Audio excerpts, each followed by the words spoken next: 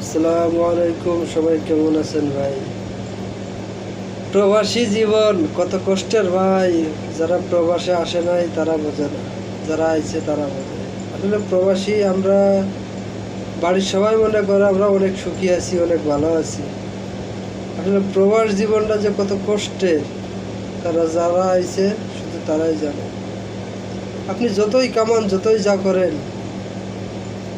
ঠিকমতো টাকা পয়সা বাড়িতে না দিতে পারলে বা এই জায়গায় কোনো একটা সমস্যা হয়ে গেলে কেউ সেটা মানবে না, কেউ বুঝবেও না।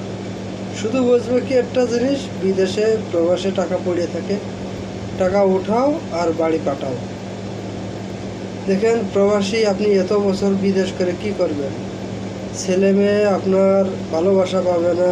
বাড়িতে যাওয়ার পরে ছেলেমেয়েরাও আপনার কতটা ভালোবাসবে না, কারণ আপনি সারা জীবন তো দূরে দূরেই বেড়াইছেন।